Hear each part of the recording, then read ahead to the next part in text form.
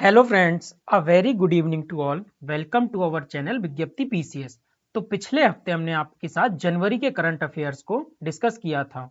तो आप देख रहे होंगे कि शनिवार के हफ्ते में मतलब हफ्ते में शनिवार के दिन आपके साथ करंट अफेयर्स को डिस्कस किया जाता है, जो जनवरी से लेके आपके एग्जाम तक डिस्कस किए जाएंगे वीकली करंट अफेयर्स के फॉर्म में। तो एमसीक्यू के रूप में भी किए जाएंगे ये। तो हम पिछले हफ्ते आपके साथ 20 क्वेश्चन पिछले वीडियो में डिस्कस कर चुके थे। तो इस वीडियो में हम आगे के क्वेश्चन डिस्कस करेंगे। तो आइए चलते हैं, सबसे पहले पहला क्वेश्चन देखते हैं। पहला क्वेश्चन क्या कहता है, हाल ही में निम्नलिखित में से किसे 31 दिसंबर 2026 तक के लिए न्यूयॉर्क के फेडरल रिजर्व बैंक के निदेशक मंडल में शामिल किया गया है। न्यूयॉर्क का जो फेडरल रिजर्व बैंक है, आरबीआई के जैसा हमारा, तो उसके निदेशक मंडल में किस भारतीय को शामिल किया गया है? डॉक्टर राजीव सिंह, रणधीर जायसवाल, अरविंदम बागची और शशि सिंह। तो इसका आंसर क्या होगा? राजीव शाह। ठीक है, तो इसका आंसर ए हो जाएगा। अब आइए इसके बारे में कुछ और डिटेल में देख लेते हैं। तो ये आपको डिटेल में डिस्कस भी करा जा रहा है, तो इसको भी आप पढ़ते रहिए और पिछले वीडियो को भी एक बार पीडीएफ आपको सबको दी जाएगी, उसके बाद रिवाइज करते रहिए। तो इससे आपका करंट अफेयर्स धीरे धीरे चलता रहेगा और एक आपको बोझ नहीं बनेगा करंट अफेयर्स, जो आपके एग्जाम में बहुत इंपॉर्टेंट रोल निभाता है। अमेरिका के रॉकफेलर फाउंडेशन के अध्यक्ष और यूएस एड के पूर्व प्रमुख जो थे, जो राजीव शाह जो हैं, जो रॉकफेलर फाउंडेशन के अध्यक्ष भी हैं, ये भी याद रखना। रॉकफेलर फाउंडेशन के अध्यक्ष हैं, यूएस एड के पूर्व प्रमुख भी रहे हैं। इन्हें फेडरल रिजर्व बैंक के निदेशक मंडल में शामिल किया गया है, जो 2026 तक इसमें बने रहेंगे। अगला क्वेश्चन देखते हैं, किसे जनवरी 2024 में 3 वर्ष की अवधि के लिए एडीबी एशियन डेवलपमेंट बैंक का कार्यकारी निदेशक नियुक्त किया गया है? तो किसे किया गया है ये? विकासशील, स्मिता सारंगी, कल्याण रेवेला, सेंथिल पांडियन सी। तो ये किया गया आपको विकासशील को, इसका आंसर हो जाएगा विकासशील। क्या किसे किया गया है? विकासशील को एडीबी का प्रमुख बनाया गया है। एडीबी का हेडक्वार्टर मनीला में, ये याद रखेंगे आप। ठीक है, इसके बारे में देखते हैं। तो सरकार ने वरिष्ठ नौकरशाह विकासशील को मनीला में 3 साल की अवधि के लिए एडीबी का कार्यकारी निदेशक नियुक्त किया है। ठीक है, स्मिता सारंगी है, जो स्मिता सारंगी को कार्यभार संभालने की तारीख से 3 वर्ष की अवधि के लिए एडीबी मनीला फिलीपींस के निदेशक के सलाहकार के पद पर इनको नियुक्त किया गया है। तो किसको? विकासशील को एडीबी का क्या कार्यकारी निदेशक नियुक्त किया गया है। स्मिता सारंगी है, जो उनको एडीबी का सलाहकार नियुक्त किया गया है, कार्यकारी निदेशक का। और जो कल्याण रेवेला है ना, इनको बीजिंग स्थित भारतीय दूतावास के परामर्श आर्थिक मतलब परामर्श का दाता होंगे ये। ठीक है, अब उत्तर प्रदेश की, ये आपका इंपोर्टेंट हो जाएगा। यूपी कैडर के 2002 बैच के आईएएस अधिकारी सेंथिल पांडियन सी, कौन? सेंथिल पांडियन सी को डब्ल्यूटीओ में भारत के स्थायी मिशन में राजदूत के पद पर नियुक्त किया गया है। तो आप देख लेंगे, जो आपके 4 ऑप्शन दिए गए हैं, विकासशील को किसके रूप में? कार्यकारी निदेशक एडीबी के रूप में नियुक्त किया गया है। स्मिता सारंगी सलाहकार के रूप में, और मेन आपका कौन है? सेंथिल पांडियन सी। इसको आप इनको किनके? डब्ल्यूटीओ के राजदूत बनाया गया। डब्ल्यूटीओ में भारत के स्थायी मिशन के राजदूत के रूप में नियुक्त किया गया है। तो ये आप देखते रहिए। अगला क्वेश्चन देखते हैं, हाल ही में किस भारतीय वायुसेना विमान ने कारगिल हवाई पट्टी पर नाइट में किसने लैंडिंग करी है कारगिल हवाई पट्टी पर? ठीक है, C-130, J super Hercules, C-17 Globemaster third, A-400M Atlas, K-135 Strato tanker. तो इसका आंसर आपका हो जाएगा C-130 जे सुपर हरकुलस। ये भी आपको याद होगा, ये हैवी कैरियर है C-13 ग्लोमास्टर थर्ड। जब अफगानिस्तान से आपका मिशन चलते हैं, कावेरी या कई सारे मिशन चले हैं, जिसमें आपके यात्रियों को वापस या अपने भारतीय नागरिकों को वापस लाने के जो प्रोग्राम चलाए जाते हैं, तो मोस्टली C-17 ग्लोमास्टर थर्ड का यूज किया जाता है। ठीक है, इसका एक्सप्लेनेशन देखते हैं।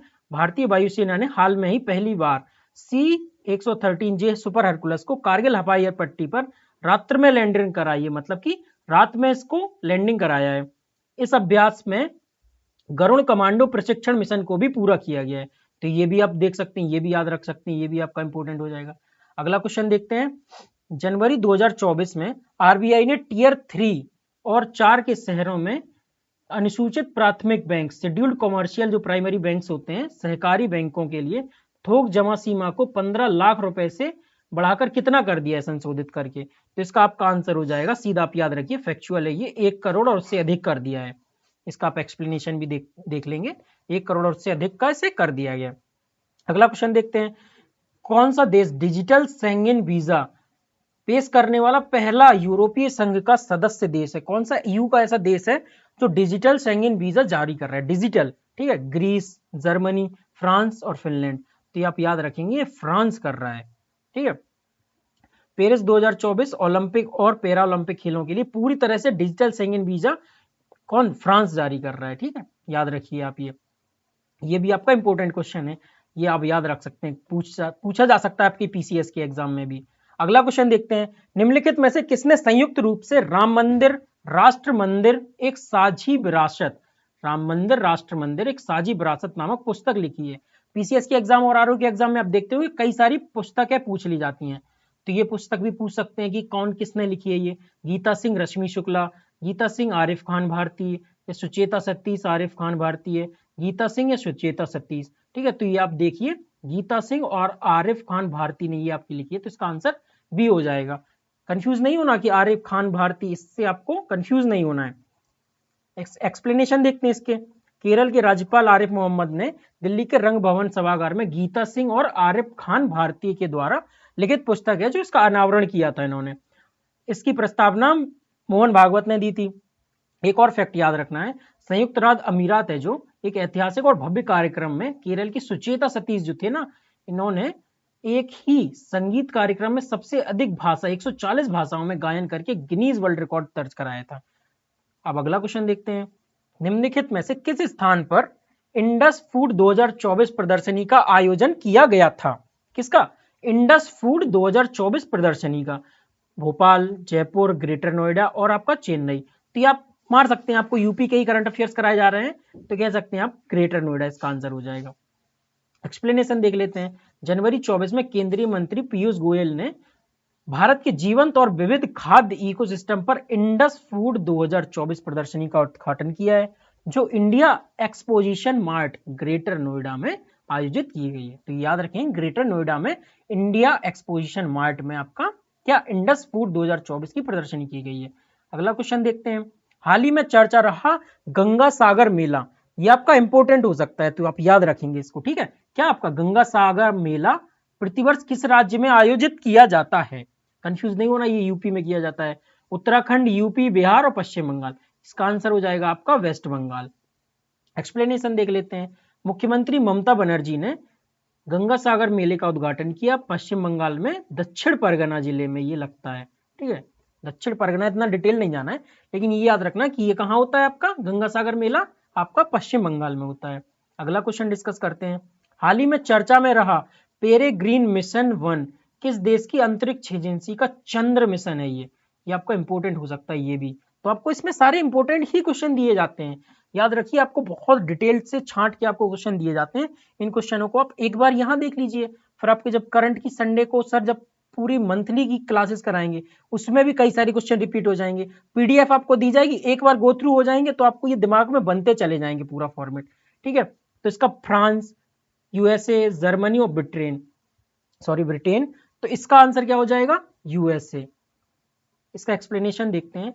यूएसए ने पेरेग्रीन मिशन 1 शुरू किया जो 50 से अधिक वर्षों में चंद्रमा पर उतरने वाला पहला प्रयास है। इसके बारे में और डिस्कशन किया गया, ये आप पढ़ लेंगे, इतना इंपॉर्टेंट नहीं है। बस आपको ये याद रखना है कि पेरेग्रीन जो मिशन है आपका फर्स्ट, ये किस देश द्वारा चलाया जा रहा है, तो ये यूएसए द्वारा चलाया जा रहा है। अब देखिए आपका कथन कारण वाला एक क्वेश्चन कराते हैं। नीचे दो वक्तव्य दिए गए, कथन एक और दूसरा कारण है। अब इसमें कई बच्चों, कई स्टूडेंट्स को बहुत दिक्कत होती है कथन कारण वाले में कि मुझे समझ में नहीं आता है, तो आइए यहाँ आपको कथन कारण वाला एक क्वेश्चन समझते हैं। ये कथन कारण वाले क्वेश्चन में क्या होता है कि एक कथन दिया जाता है, एक कारण दिया जाता है। सबसे पहले आपको देखना है कि इसमें कोई कथन गलत है या नहीं। अगर आपने ये पकड़ लिया कि कोई कथन एक भी गलत है, मान लीजिए आपका कथन ये वाला आपका कारण आर आपका गलत है, तो आपका जैसे आर गलत हुआ तो आपका ठीक है, किंतु आर गलत है, ए सत्य, आपका डी ऑप्शन हो जाएगा। जैसे आपने देख लिया कि आपका कथन एक गलत है, अगर कथन एक गलत है तो आपका बी आंसर हो जाएगा। जैसे आपने देखा कि इसमें से कोई भी एक कथन या कारण गलत है तो आपका डायरेक्ट आंसर आ जाएगा। फिर उसके बाद देख लीजिए अगर दोनों सही हैं तो दोनों के बीच में क्योंकि लगा लेंगे, और दोनों के बीच में क्योंकि लगा के आंसर आ जाएगा कि भारत में प्रतिवर्ष 9 जनवरी प्रवासी भारतीय दिवस को मनाया, मतलब प्रतिवर्ष 9 जनवरी को प्रवासी भारतीय दिवस मनाया जाता है। वर्ष 1915 में 9 जनवरी को महात्मा गांधी दक्षिण अफ्रीका से वापस लौटे थे। तो दोनों आपके कथन सही हैं। अब दोनों के बीच में क्योंकि लगाएंगे कि 9 जनवरी को प्रवासी भारतीय दिवस मनाया जाता है क्योंकि इसी दिन गांधी जी अफ्रीका से भारत लौटे थे। तो आपके ये दोनों कथन सही है और दोनों की राइमिंग और क्योंकि लगा के दोनों कथनों कारण मिल रहे हैं। तो आपका आंसर क्या हो जाएगा? ए और आर सत्य और सही स्पष्टीकरण है। अगर यहाँ कुछ और स्टेटमेंट दिया होता जो आपका कथन से मैच नहीं कर रहा होता तो आपका आंसर ए बन जाता फिर। तो ये बहुत ईजी आंसर होते हैं, क्वेश्चन होते हैं। एक अगर आप गलत छांट लेंगे तो डायरेक्ट आपका आंसर आ जाएगा, और अगर दोनों सही है क्योंकि बीच में लगा लिया तो क्योंकि लगाते ही अगर आपका कथन कारण सेटिस्फाई हो रहे हैं तो आंसर आ जाएगा। ठीक है, अगला क्वेश्चन देखते हैं, इसका डिस्कशन देख लेते हैं। प्रवासी भारतीय दिवस 2003 से प्रत्येक वर्ष 9 जनवरी को मनाया जाता है। ये भी पूछा जा सकता है कि प्रवासी भारतीय दिवस आप कब मनाया जाता है? 9 जनवरी को। क्यों मनाया जाता है ये भी आपको बता दिया गया है। इस अवसर पर को मनाने के लिए 9 जनवरी का दिन इसलिए चुना गया था क्योंकि इसी दिन गांधी जी अफ्रीका से लौटे थे। 2015 से प्रत्येक 2 वर्ष में एक बार प्रवासी भारतीय दिवस मनाने के बीच की अवधि के दौरान इस मतलब कि प्रत्येक 2 वर्ष में ये मनाया जाता है आपका। तो ये आप पढ़ लेंगे। अगला क्वेश्चन देखते हैं। निम्नलिखित कथनों पर विचार कीजिए। हाल ही में पैरा तीरंदाज शीतल देवी, तो शीतल देवी के बारे में आपने बहुत सुना होगा। फीको फीलियासी, ये ग्रसित है, इनके दोनों हाथ नहीं है, फिर भी ये कितनी अच्छी तीरंदाजी करती हैं। ठीक है, तो इसके बारे में देखते हैं। शीतल देवी को अर्जुन पुरस्कार से सम्मानित किया गया है। दूसरा, शीतल देवी एशियाई पैरालंपिक खेलों में 2 स्वर्ण पदक जीतने वाली भारत की पहली पैरा तीरंदाज हैं। ठीक है, पहली तीरंदाज हैं जो 2 स्वर्ण पदक जीत चुकी हैं एशियाई पैरालंपिक खेलों में। तो इसके दोनों कथन आपके ये सही है, तो इसका आंसर आपका वी हो जाएगा। इसका एक्सप्लेनेशन देखते हैं। ये रही आपकी शीतल देवी, इनको ये अर्जुन अवार्ड दिया जा रहा है राष्ट्रपति मुर्मू के द्वारा। तो जम्मू कश्मीर की है ये भी पूछा जा सकता है कहाँ की है ये। जम्मू कश्मीर की पैरा तीरंदाज शीतल देवी को अर्जुन पुरस्कार से सम्मानित किया गया है। 2 स्वर्ण पदक जीतने वाली ये तीरंदाज बनी है पैरालंपिक में। ये फोकोमीलिया से पीड़ित बिना भुजाओं की यह उपलब्धि हासिल करने वाली पहली अंतरराष्ट्रीय तीरंदाज है। आपसे ये भी पूछा जा सकता है कि शीतल देवी को आपका कौन सी बीमारी है, तो आप ये फोकोमीलिया भी याद रख सकते हैं। अगला क्वेश्चन देखते हैं। जनवरी 2024 में 7 सदस्यीय बिम्स्टेक के नए महासचिव के रूप में किसने कार्यभार ग्रहण किया है? ठीक है, आप ये देखते हैं। सेंथिल पांडेयन, सुचेन क्रिस्टलिन लिम, डॉक्टर राजीव शाह, इंद्रमणि पांडे। ठीक है, अब ये देखते हैं। तो इसमें आपने पीछे आपको राजीव शाह भी बताया कि राजीव शाह के क्या दिया है, किस पद पर ज्वाइन किया है। तो इसका आंसर हो जाएगा आपका डी, इंद्रमणि पांडे। आइए देखते हैं। जनवरी 2024 में भारतीय राजनयिक इंद्रमणि पांडे ने 7 सदस्यीय बिम्स्टेक के महासचिव के रूप में कार्यभार संभाला। ये आपके रहे इंद्रमणि पांडे। तो ये आप नियुक्तियां भी याद रख सकते हैं कि बिम्स्टेक के महासचिव के रूप में किसने कार्यभार ग्रहण किया है। तो ये कौन है आपके? इंद्रमणि पांडे। आपको राजीव शाह के बारे में पीछे क्वेश्चन बताया गया, पीछे ही क्वेश्चन बताया गया है कि इन्होंने किस पद पर ग्रहण किया है। हाल ही में श्री गैब्रियल अत्तल को किस देश के युवा प्रधानमंत्री के रूप में नियुक्त किया गया है? फ्रांस, पुर्तगाल, जर्मनी और नीदरलैंड। तो आपको पीछे बताया था फ्रांस ही है मतलब इसका आंसर। और पीछे आपके फ्रांस से एक क्वेश्चन बचाया था, जो डिजिटल शेंगेन वीजा जारी करता है कौन देश है? जो फ्रांस है। पेरिस ओलंपिक के लिए डिजिटल शेंगेन वीजा जारी किया है। ये रहे आपके गैब्रियल अत्तल, फ्रांस के नए प्रधानमंत्री होंगे। 34 वर्षीय गैब्रियल अत्तल आधुनिक फ्रांस के इतिहास के सबसे युवा प्रधानमंत्री हैं। ये एलिजाबेथ बर्न का स्थान ग्रहण करेंगे। ये भी आप याद रखेंगे कि किसका स्थान ग्रहण करेंगे, एक बार दिमाग में बनाए रखना है। कहीं क्वेश्चन पूछ ही दे कि किसका पद इन्होंने ग्रहण किया, किसकी जगह ये लगे हुए हैं। अगला क्वेश्चन देखते हैं। जनवरी 2024 में किसे भारत सरकार द्वारा 16वें वित्त आयोग के पूर्णकालिक सदस्यों के रूप में नियुक्त किया गया है? 16वें वित्त आयोग के पूर्णकालिक सदस्यों, यहां देखेंगे सदस्यों के रूप में अजय नारायण झा, एनी जॉर्ज मैथ्यू, डॉक्टर निरंजन राजाध्यक्ष, सौम्या कांति घोष। तो इन 4 में से किसे किया गया है? तो इनमें से 3 को किया गया है। तो इसका आंसर डी हो जाएगा। इसका एक्सप्लेनेशन देख लेते हैं। 16वें वित्त आयोग के सदस्यों की नियुक्ति सरकार ने राष्ट्रपति की संस्तुति पर, ये तो आपको पता ही है कि हर 4 सदस्यों की नियुक्ति की है। वित्त आयोग हर 5 वर्ष में राष्ट्रपति की संस्तुति पर बनाया जाता है। अभी 16वां वित्त आयोग चल रहा है। ठीक है, इसके पूर्ण सचिव अजय नारायण, मतलब कि जो 3 के नाम है इनके आपके बारे में दिया गया, किसको क्या बनाया गया है। इसके अध्यक्ष तो पीएम होते हैं नीति आयोग के, और इसके नीति आयोग के अध्यक्ष के पूर्व उपाध्यक्ष जो अरविंद पनगड़िया हैं, इसके ये अध्यक्ष बने 16वें वित्त आयोग के। तो इसके अरविंद जो पनगड़िया है इसके क्या बने, अध्यक्ष बने, और ये 3 मेंबर इसके पूर्णकालिक सदस्य बने हैं। ये एक्सप्लेनेशन है। तो यहाँ आपके ये 15 क्वेश्चन खत्म होते हैं। अब आपको एक क्वेश्चन जो कमेंट बॉक्स में बताना है कि निम्नलिखित में से किस स्थान पर पुलिस महानिदेशकों और पुलिस महानिरीक्षकों के 58वें सम्मेलन का आयोजित किया गया है। इसका आंसर आपको कमेंट बॉक्स में बताना है। 14 क्वेश्चन आपको करा दिए हैं, 15 क्वेश्चन ये है आपका, और आपका इसका आंसर कमेंट बॉक्स में बताना है।